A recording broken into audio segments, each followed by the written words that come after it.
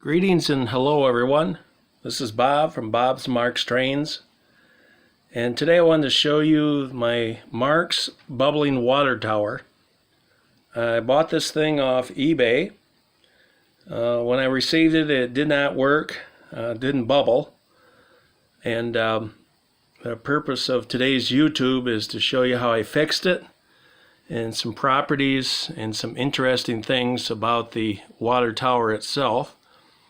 Age on this is mid 1950s, and interesting toy. And with that, we're going to shut this off, and I'll take you over to the workbench and we'll show you how I fixed it.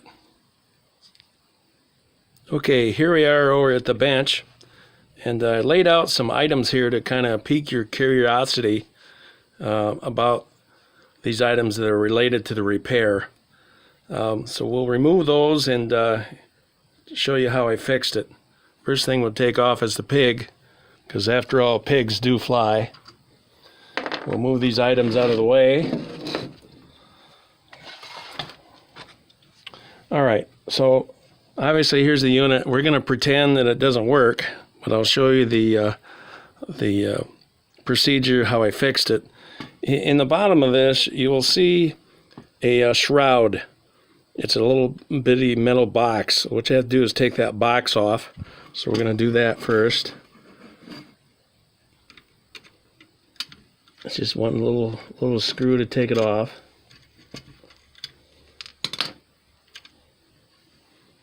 Alright, so then what you see here, I'll get the lighting better, is the light bulb.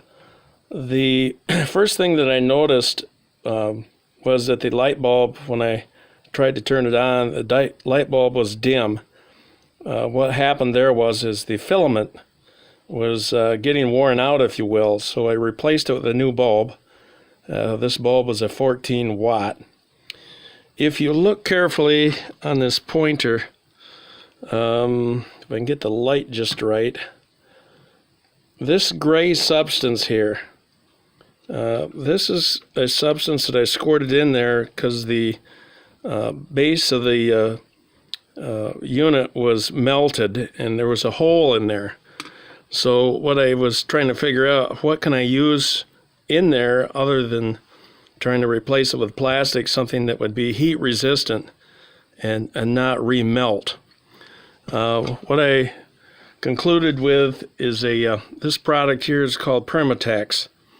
You can buy it at an automotive store, and it's actually a gasket maker.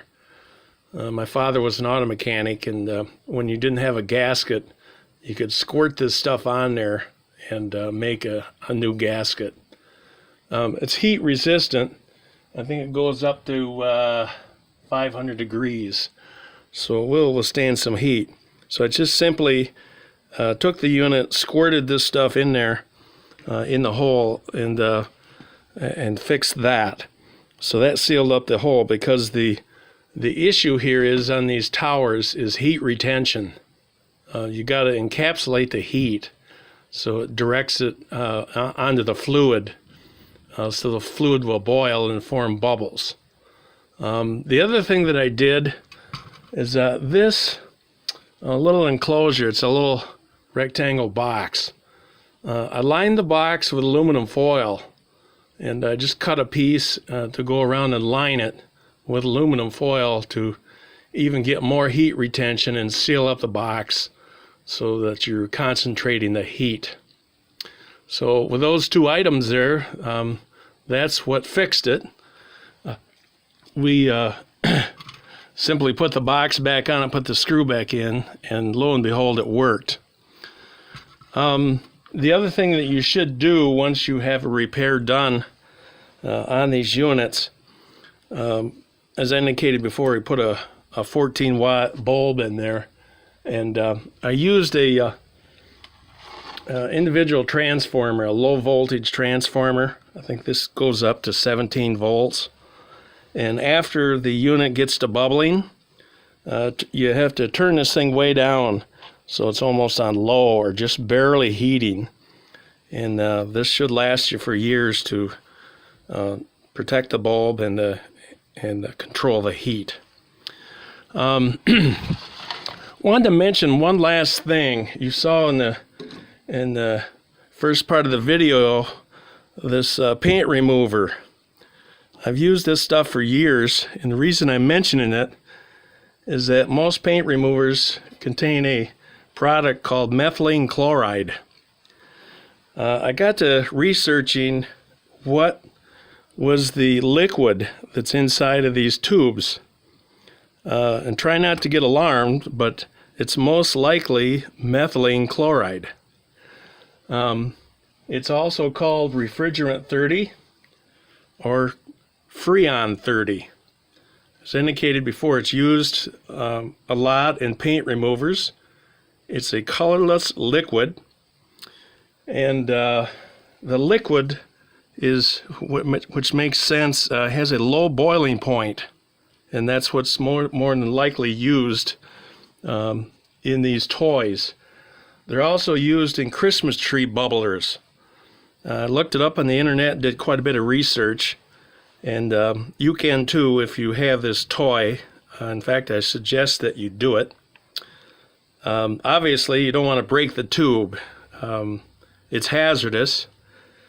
It's an inhalant, and it's pretty aggressive. It will eat up your skin, and it can be absorbed into your skin.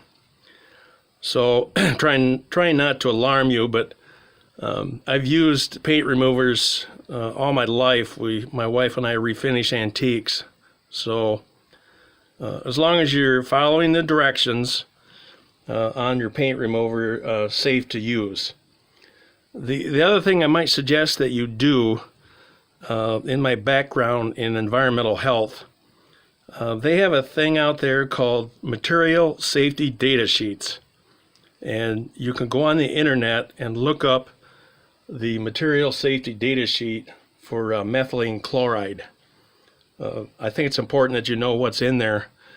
I've had this toy for quite a while, and I was thinking that there was like an oil in there, or water even. So look up the facts on it.